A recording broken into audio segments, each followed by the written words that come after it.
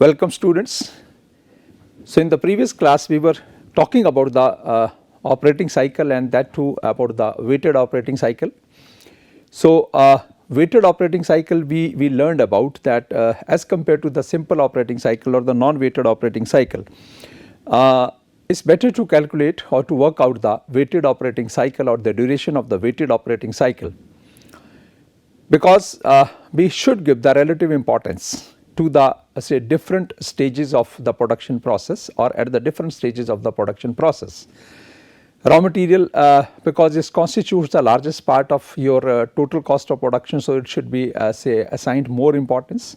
Then work in process say only constitutes the raw material as well as half of the processing expenses, so comparatively the same importance, and then to the other stages. So just to make improvement over the simple or the non-weighted operating cycle, in the theory experts have developed the operating cycle which is far more improved, more scientific and more supportive of the say assessment of the working capital requirement.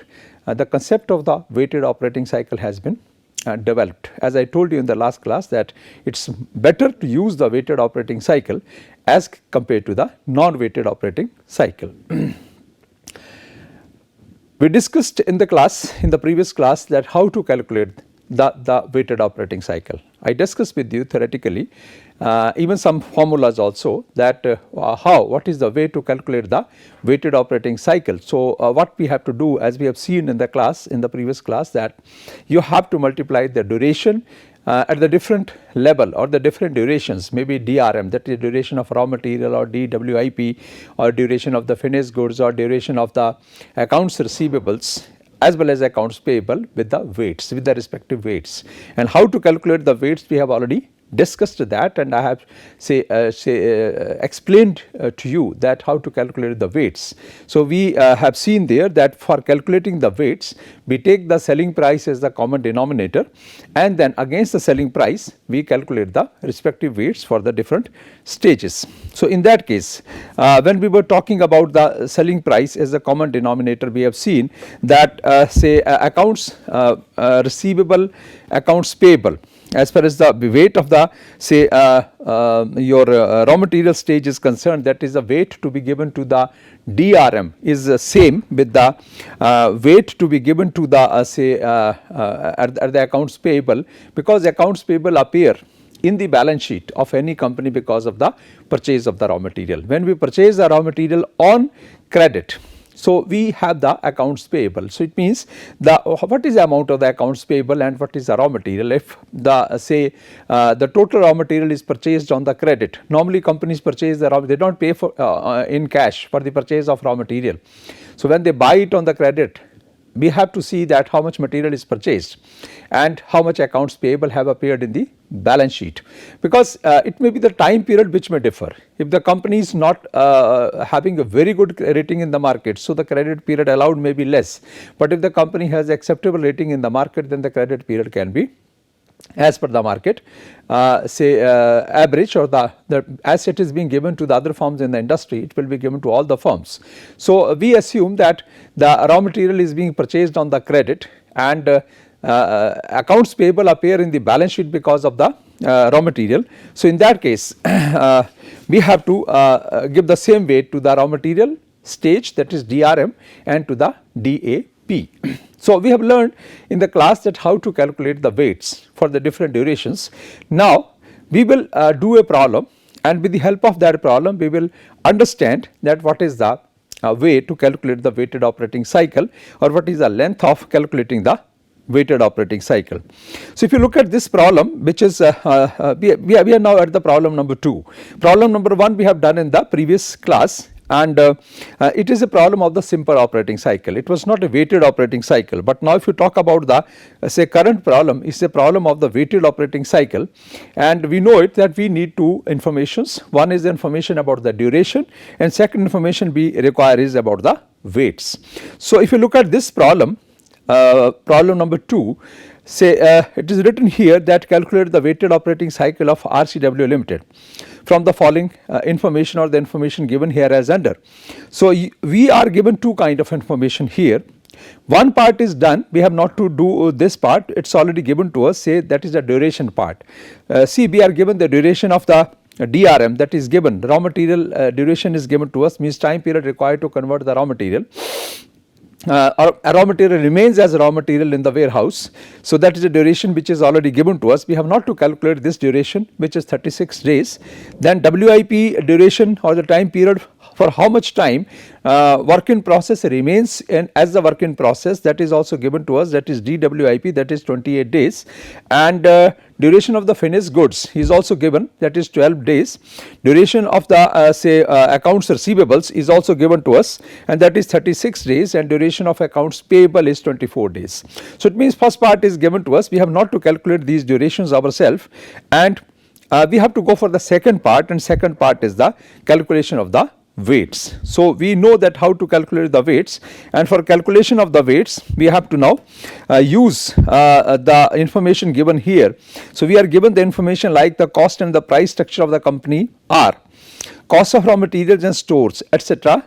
per unit is rupees 60, and processing cost per unit is rupees 36, and selling and administrative and financial cost per unit is rupees 12, and selling price per unit is 120 rupees. So, this is the total. So, what is the total cost? It works out as, this works out as 60 plus 36, 96, then 90 means 108 is the cost. So, we are selling the product at 120 rupees, it means the remaining is the margin of the firm. This is the estimated cost.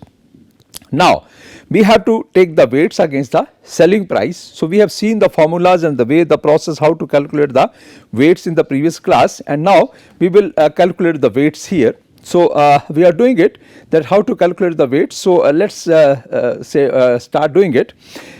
Say for example, we talk about the information which is given to us, and we have to now calculate the first weight, that is called as W. We have to talk here as that say WRM, weight at the raw material stage. So, this is how to calculate this. What is the cost of raw material that is given to us was, if you look at the cost of raw material that was given to us is, that is say 60 rupees is the cost of raw material, processing cost is per unit is 36. So, here I would like to remind you that when we calculate the weight at the raw material stage, that is WRM, we take the raw material as to be divided by the selling price being a common denominator. But for calculating the WIP, work in process, you have to take the total cost of raw material, but the processing cost has to be taken as half, because at the WIP stage the product is not fully finished, it is half finished, and it will be taken to the next stage or stages, and then by incurring some more expenses it will become the finished product. So, in the normal case, if nothing is given to you in the question, or maybe tomorrow in the real life, so the standard rule of thumb is that we have to take the, out of the total processing cost, we have to take the half of the processing cost, not the full. So, here for example, we have the 60 rupees the raw material cost, we for calculating WRM we will take this 60, but for calculating the WIP we will take, that is 60 plus half of this is 18, that is 60 plus 18 to be divided by the common denominator, that is the selling price, that is 120. And then when you calculate the weight at the next stage, that is the WFG, weight for the finished goods. So, at that level you have to take the processing cost as full. So, it will become, that is your 108, and to be divided again by the selling price as the common denominator.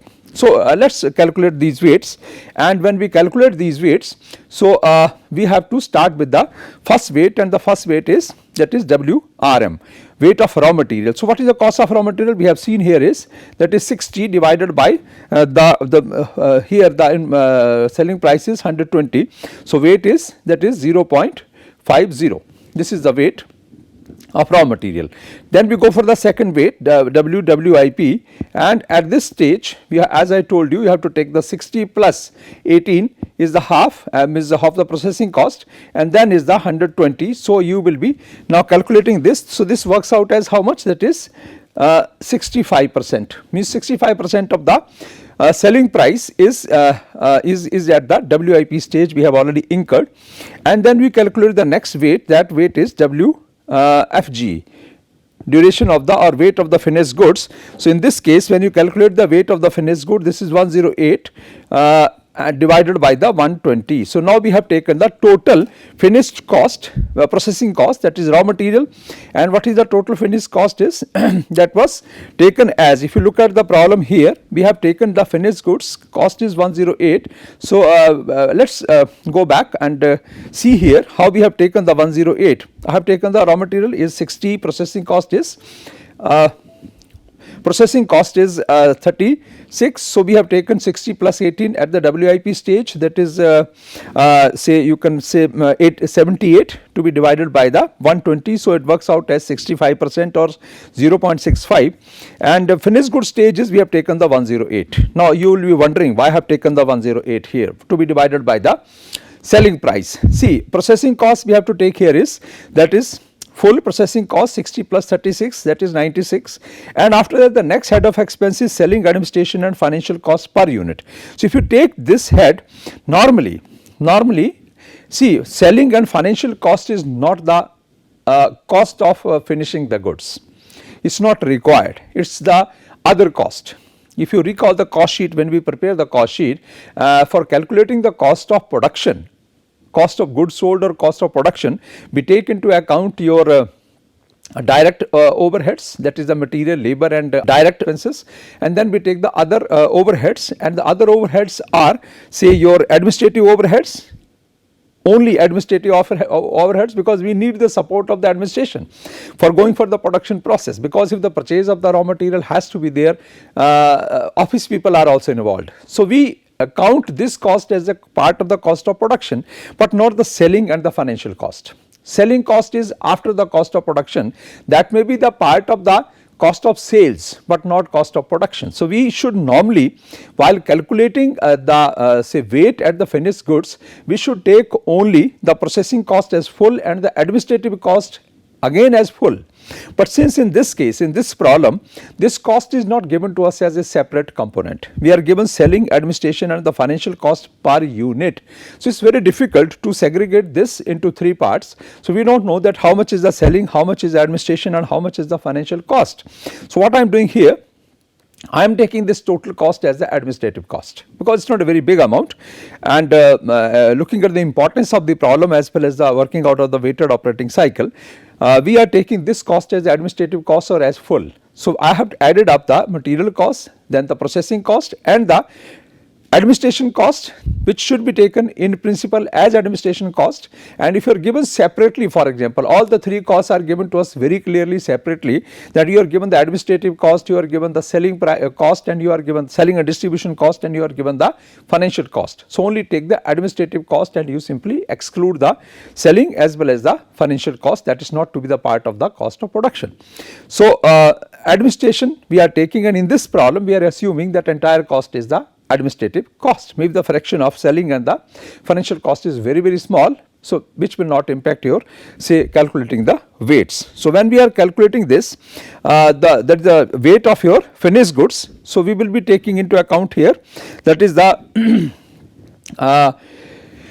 WRM we have calculated, that is half, that is 0.50, WWIP is 60 plus your 18, that is 0.65.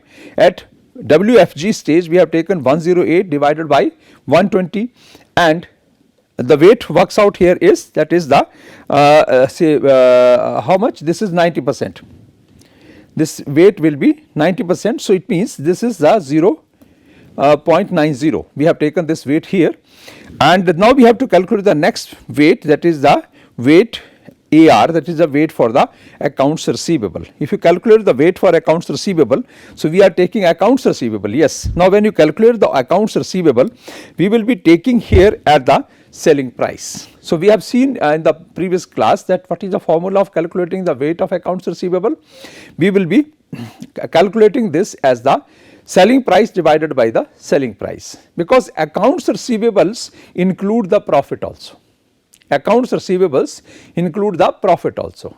Now, here I would like to say add something, that see, when we are talking about the here assessment of the working capital requirement, one school of thought in the theory you will find is, some people say that profit is not going to be invested by the firm. Profit is not going to be invested by the firm. So, why should we take into account the profit while calculating the accounts receivables? Why should we take the profit as a cost while calculating the accounts receivable? Because accounts receivable, because firms funds are blocked to what extent? They are blocked on account of material, they are blocked on account of processing cost, they are blocked on account of the administrative cost. Our profit is not blocked, and we are assessing the assessment is, this assessment is of the working capital requirement, means how much investment we have to make. So, profit we are not investing, so why should we include this while calculating the accounts receivable? But see, there is another school of thought that accounts receivable or the profit, when you talk about the profit, that is also going to be the earning to the firm. So, it is treated, or it should be treated like that, though the profit is the result of the business operations, manufacturing and selling in the market, but you assume that profit, we are also going to receive the profit. So, you assume that profit is also invested in the business, and when we are doing the business, so profit is also the part of the total investment. Profit, though it is a result of the business, but it is considered here as a part of the total investment we are making here. So, for example, if you recall, when we prepare the balance sheet, in the balance sheet we show one item as say sundry debtors, and sundry debtors are, we are showing the sundry debtors at the selling price. We are not showing it at the cost price. Sundry debtors include the profit also. So, it means if any debtor becomes a bad debt, it is not only that we are not recovering the cost of investment or the total funds we have invested in the business, we are not recovering the profit also. So, loss is the of both cost as well as of the profit. So, here for calculating the accounts receivable,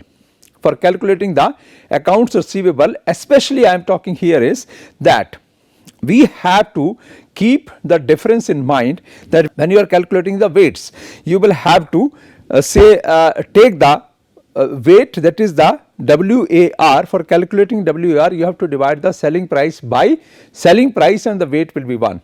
However, when tomorrow in the real life, when we will calculate the assessment of working capital requirement, if we are given certain information which we will discuss in the next class, so in that case what we will do, we will take the, for calculating the investment, we will calculate the accounts receivables at cost, not at the selling price. But for the weight sake here, only for the weight sake, we are taking the say accounts receivable we are calculating, because accounts receivable, we are not only by selling that product in the market, we are not recovering the cost, we are recovering the profit also.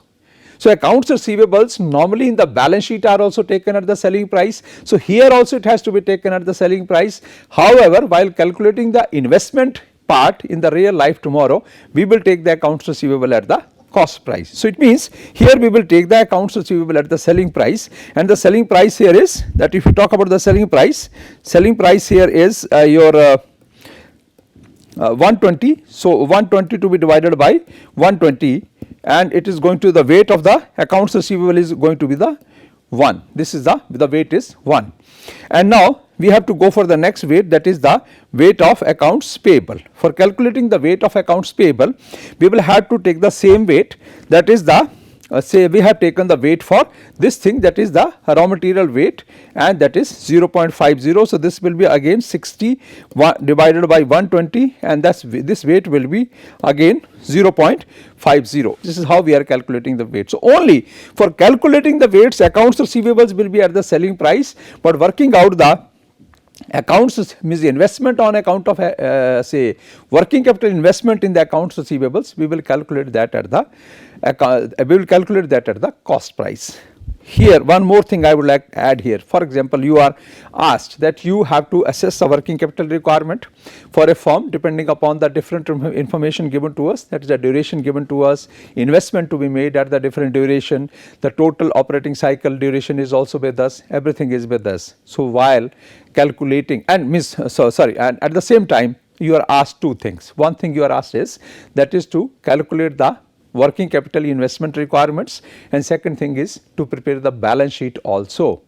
So, what we will do? While calculating the working capital investment requirements, we will count the accounts receivables at the cost price, but while preparing it the balance sheet, while showing it in the balance sheet, we will be showing it at the selling price, because in the balance sheet accounts receivables include the profit also.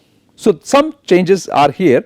So, we are calculating the weights are available with us. WRM is half, that is 0.50, WWIP is 0.65, WFG is 0.90, WAR is 1, then WAP is the 0.50, right. So, in this case we have learned that how to calculate the weights and now we will move to the next step to calculate the weighted operating cycle. For calculating the weighted operating cycle, we will now, that is what we are going to do here is that we are calculating the duration of the weighted operating cycle, and this is duration of weighted operating cycle. So, it is DWOC, that is the duration of the weighted operating cycle. So, we know the formula, that is how to calculate it, WRM multiplied by the DRM, then plus WWIP multiplied by the DWIP, duration as the weighted operating cycle, then it is the plus WFG multiplied by the DFG, duration at the finished goods stage, and then we have to go for the say duration W, we are multiplying by the weight. So, W accounts receivable, WAR multiplied by the DAR. So, this is going to give us the total duration of the weighted operating cycle. So, we know it that how much information we have, and if you look at the information, we have got the weight. So, weight at the raw material stage was 0.50 and to be multiplied by the duration, and duration is given to you, and that duration is 36, then plus WAR is, that is 0.65. We have calculated the weight 0.65 multiplied by the duration of WIP, this is the 24 days. For 24 days the material remains at the process stage. Then is the next thing is that the finished goods was 90, so it means it is a 90%. So, it is 0.90 multiplied by how much is the duration of the finished goods, 12 days. It remains at the finished goods stage for the 12 days, and then we have to go for it plus 1 multiplied by this is 36. So, we are taking the duration of the accounts receivable is 36. It means this form is giving the say time to the credit buyers 36 days. So, if you take this duration as 36 days, it means this is worked out. So, how much is the duration? Here we take 18, then we take here is the, that is 15.6, then we take it here as the 108, that is 10.8, then next is the plus 36. So, we are taking the total amount. So, how much it works out as? Total duration is 18 and that is 33.6, then it is 43.6 and 44.4, and then is 44 and 36, 80.4. So, total duration of the weighted operating cycle is how much? 80.4 days. This is the total duration of the weighted operating cycle. This is how we calculate the weighted operating cycle. Now, we calculate the duration of the weighted cash cycle. So, for calculating the duration of the weighted cash cycle, so we have the duration of the weighted operating cycle minus we have to subtract here something, that is the WAP, and multiplied by the duration of the accounts payable. So, you have to subtract this. If you subtract this from this, so it means we have got this, the duration of the weighted operating cycle is 80.4 minus how much is the weight of the accounts payable. This is the same weight, that is 0. You can say 0.50 multiplied by what was the duration of the accounts payable? It was given to us was 24. If you take this and solve this, so this works out as how much? 80.4 minus this is 12.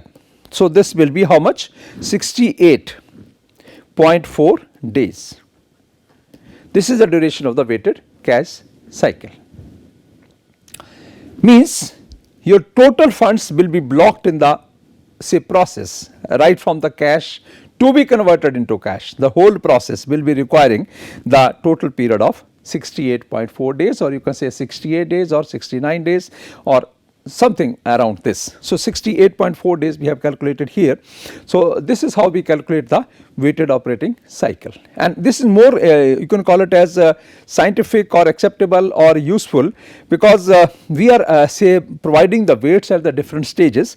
Half of the weight we are giving at the raw material stage because it is a bigger chunk of the total cost of production, or maybe in the total selling price you talk about your major component is the raw material. Then if you talk about the weight of the work in process, it is 65%. We are giving the weight is 65% because we are adding more cost at this stage WIP, and weight becomes 90% because the finished goods at the finished goods stage total investment increases. Means at these 3 stages or even the 4th stage that the weight is 1, all the 4 stages that there is an outflow of the funds, there is no inflow. So we are investing the funds now. So we have to calculate that duration, that for how much time we are investing the funds. So we are taking this. So weight is 50% in this case, 65, then 90, and then 100 1, that is 100%, that is at the accounts receivable stage. And for the accounts payable we have given the same weight as in case of the raw material, because accounts payable appear in the balance sheet because of the raw material, purchase of the raw material. So in this case you will be knowing that how to calculate the weighted operating cycle. So we should normally use the weighted operating cycle, which is more useful, more scientific, and is going to give us the better results. Here one point of caution I would like to give you, that this duration of the operating cycle, is only indicative. This is not perfect. Only we are getting a broad estimate that the weighted operating cycle, if the accounts payable are allowed for 24 days, in that case can be of the order of or of the duration of 68 days. But this is indicative, I am telling you. In the real sense, this operating cycle may be of 70 days, it may be of 60 days, but it will revolve around this 68. So you do not consider it as a 100% true results that certainly it is going to be 68. After getting this figure with the help of this weighted operating cycle process, we will have to make the internal adjustments. For example, we are assuming that raw material, we are assuming here that the duration at the raw material stage is 36 days, but we can reduce this duration also, or it can go up also. Similarly, work in process, normally it is the duration is 24 days, but that will happen only if the power is regularly available or the water is regularly available, all other inputs are regularly available, then it is fine. But if these inputs are not easily available, or sometimes there is a disruption, there is an unforeseen situation, sometimes there is a power cut and we are expecting that the power cut will be only for say 6 hours, we will have the power for 18 hours, but the power cut goes up, maybe because of change of season, in summers the power cut is more. So in firm is getting the power only for 12. So in that case this time period will increase. Raw material, we are expecting it will be easily available, but sometimes there is a shortage of the raw material. So if the raw material is not available, or if the power is not available, similarly the other finishing or the say other expenses, processing expenses are not, or the items are not available, in that case this operating cycle may be of the more duration. So this how we are calculating here with the help of this formula or this process, this is only indicative. For finally arriving at the duration of the operating cycle, what you have to do is, or what the firms normally do is, they make the internal adjustments after getting this figure. So it is very important to get that or to do the internal adjustment after getting this figure. Now finally for say once we get the duration of the operating cycle, how to now make the say how to assess the working capital requirement. The simple and the best way to do that is that we have a formula here, that finally the say working capital requirement assessment, that is working capital requirement assessment. Working capital requirement assessment. So if you have to say assess a working capital requirement, so working capital requirement can be assessed with the help of this formula, say working capital requirement is equal to, what is the formula here? Formula is, that is COGS, cost of goods sold, per day cost of goods sold per day multiplied by we have to have something here, that is multiplied by the weighted operating cycle, WOC, weighted operating cycle, and in that case we have to close the bracket plus the amount of the cash and bank balances, cash and bank balances, cash and bank balances. This is the formula here. So now with the help of this, cost of goods sold per day multiplied by the weighted operating cycle and cash and bank balances. If you look at this formula, what we have to find out here is, we are going to find out the working capital requirements.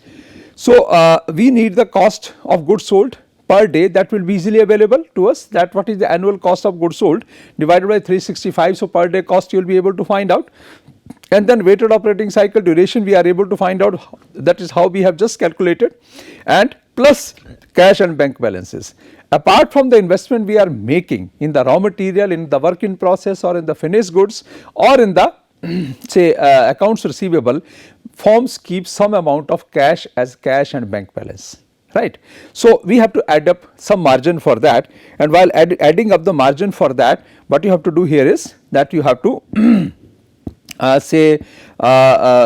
add some amount of the cash and bank balance, which the firms will be requiring to keep in the form of the cash, not to invest in the raw material, in the processing costs, or in the accounts receivable. So for example, we assume some figures here, say your, for example, cost of goods sold per day is how much, is 40,000, right. Cost of goods sold per day is 40,000. So it is cost of goods sold per day is 40,000. So we take it as 40,000 and multiplied by weighted operating cycle. We take the duration of, we assume the weighted duration of weighted operating cycle is 64 days. So this is going to be some amount, and plus cash and bank balances. So if you talk about the cash and balances, bank balances, we need to keep, say for example, 40,000 as a cash. So what is going to be now the final working capital requirement? If you are multiplying the 40,000 by 64 days, this is a cost of goods sold per day. Cost of goods sold per day is, for example, your cost of goods sold is whatever the total amount annual divided by the 365 or 360 days, and multiplied with the weighted operating cycle. So if you work it out, this worked as how much? This is 25 lakhs and 60 thousands. 25 lakhs and 60 thousands plus cash and bank balance requirement is how much? This is the requirement is 40 thousands. This is our total requirement, 40,000. So total requirement, working capital requirement for this firm is going to be how much? That is 26. That is 26 lakhs. So we have worked out the total requirement is, that is 26 lakhs rupees, 26 lakhs. This is our total requirement which we have worked out. So you have to have certain information, means till now what we discussed. For calculating the working capital requirement or assessing the working capital requirement, first of all you should have the duration of the different levels of your material will be raw material, then WIP, then finished goods, and then accounts receivables and accounts payable. After that you should have the information of the cost, that what is the cost of raw material, what is the cost of processing, what is the say cost of you see the other administrative overheads. So this information, and then the total selling price. So with the help of this we will be able to calculate the duration, we will be able to multiply the duration with the weights, and once you calculate the this weighted operating cycle, then the total annual cost will be available to us, and that will be divided by 365. So it means we will be able to find out the COGS. So COGS multiplied by the weighted operating cycle and the cash requirement which we want to keep as a cash if it is available with us. So in that case the total working capital requirement can be assessed, which works out as 25 lakh 60,000 plus 40,000 we want to keep as cash. So total requirement is 26 lakhs. So this is how we assess the working capital requirement, and we will be say calculating in the real life also. The industries, the firms in the real life also, they also calculate the working capital requirement this way. So it means it is a very simple process, quantitative process, but the caution here is the duration of the operating cycle which we have calculated, that is a weighted operating cycle, you have to adjust accordingly, because the number given by this formula is not the final, internal adjustments are required, and if other information is available with us, then the total working capital investment requirements can be worked out and the firm can be more smooth, more comfortable. They will not be keeping high amount of current assets, not a low amount of current assets. So, firm will be avoiding the risk also because of the optimum liquidity, and they will be having the optimum level of current assets also. So, the profits will also be as per the estimates or as per the requirements of the firm, and means overall a balanced scenario can be expected. So, this is all about how to assess the working capital requirements. So, I will stop here in this class. In the next class, we will do some problems where we will learn how to calculate the working capital requirement of the firms if some information with regard to duration and the financial investment part is also given to us, then how to work out the working capital requirement of the different firms. Thank you very much.